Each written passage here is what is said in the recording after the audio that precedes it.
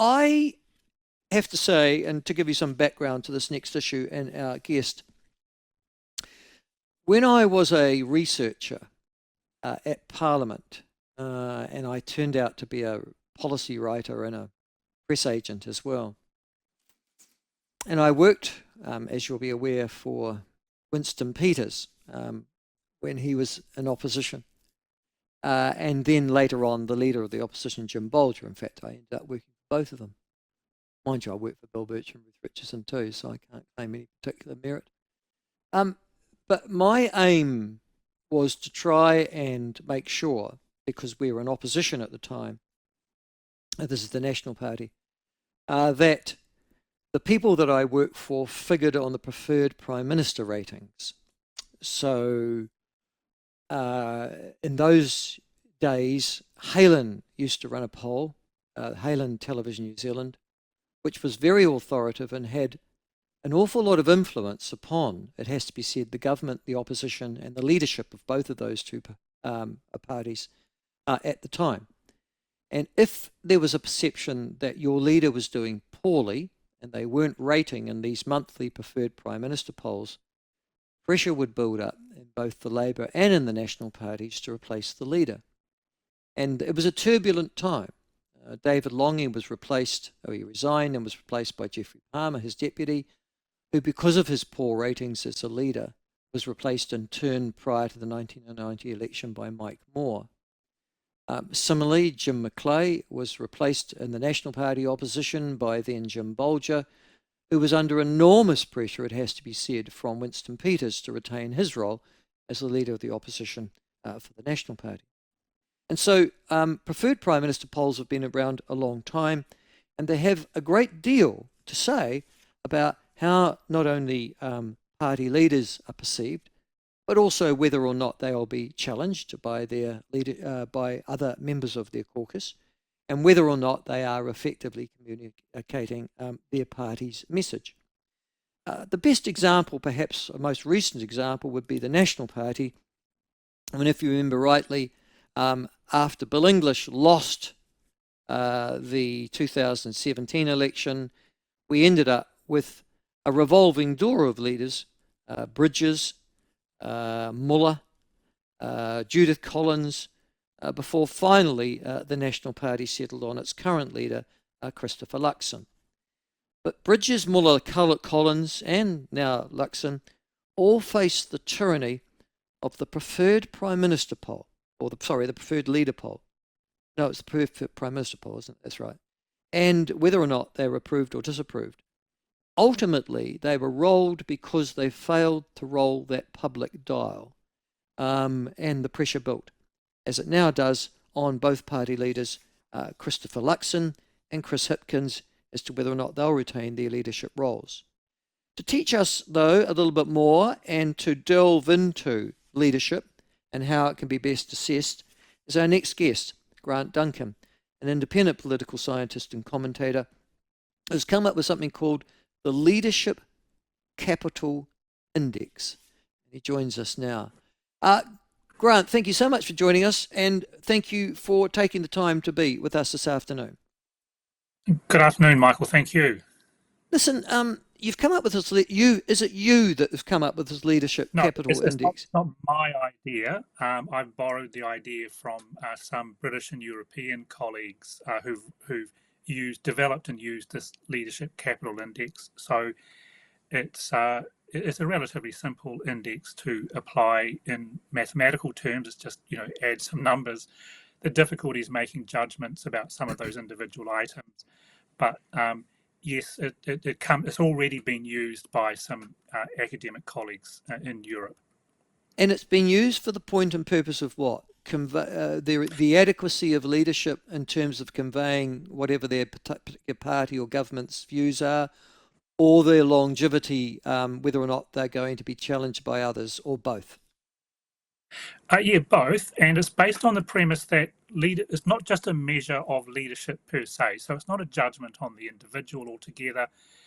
The assumption is that leadership capital is something that rises and falls over time. So in a kind of inverted U curve, so to speak. So a person, an individual rises in their career, they become more popular, so to speak, they peak at a certain stage, and then inevitably disappointment sets in with their supporters or their party, that leadership capital declines.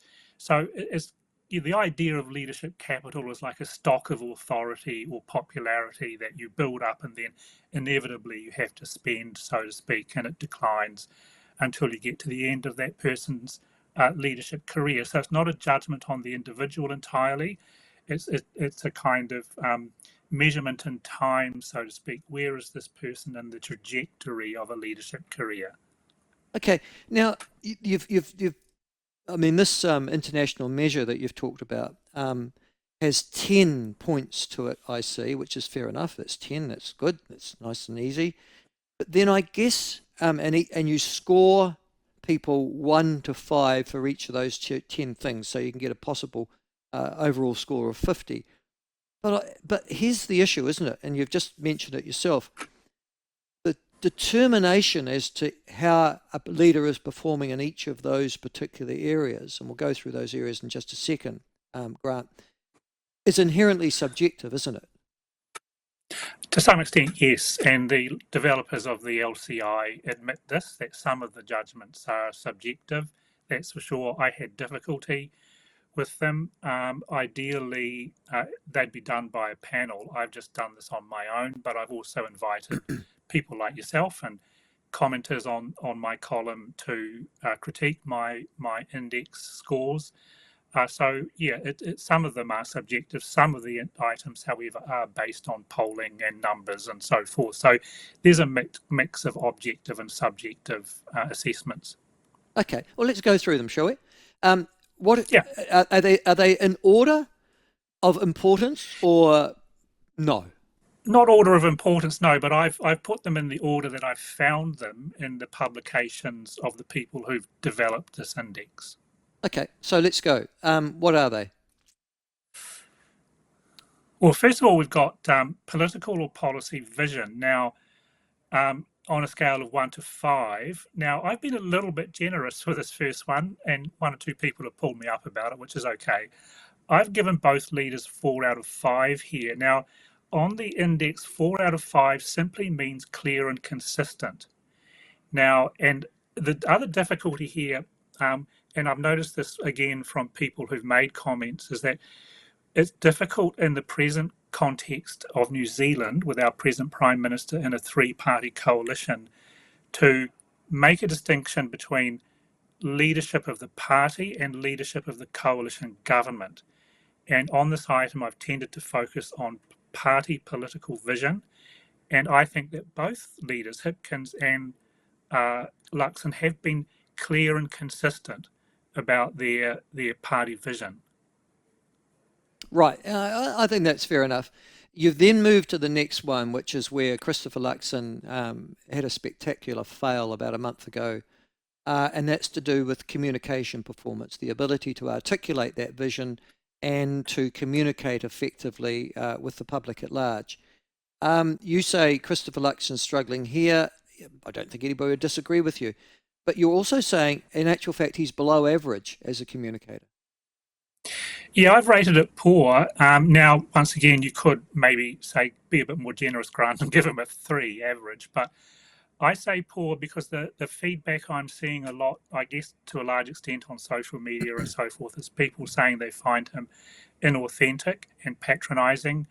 I think he has a bad habit of, when he's stuck in a corner, of starting his reply with, "What I'd just say to you is," and that to me sounds patronising, and I think to many other people does too, because it seems to have in brackets following it, "You simpleton." I'm sort of talking down to you, so to speak. So some of his verbal tics, so to speak, or habits, I think are letting him down. He doesn't have the natural sort of relatability that John Key had by any means. I would certainly rate Hipkins as better at communicating as a political leader than Luxon. I've perhaps been a little bit harsh giving Luxon 2 compared with, say, average 3, but I do think his performance has often been below average, in my opinion. You're suggesting that the leader of the opposition and Labor leader, Chris Hipkins, is twice as good at communication, essentially. And not twice as good. No, I'm just right. The No, four means you've good. given him 4 and you've given Christopher Luxon 2. So I mean, 2 Well, times if 2 you is want to take it literally as a scale like that, that's yeah, okay. yeah, Yeah, yeah, yeah, yeah. yeah. But I mean, no, I don't know that I disagree with you. I think Hipkins is an effective communicator. I mean, what he says might be bollocks, but I think he says bollocks pretty effectively. What makes a good communicator? Really good question, Michael. And I think in terms of political communication, there's obviously clarity, consistency, using, in our case, plain English. But also, there's something slightly intangible about it too, isn't there? There's really good, effective communicators have. I mean, if I was to give someone very good, 5 out of 5 here, which I've given to neither of them, I would expect something just a little bit extra that people find not just relatable, but actually a little bit inspiring. They kind of go, wow, I really like the sound of that.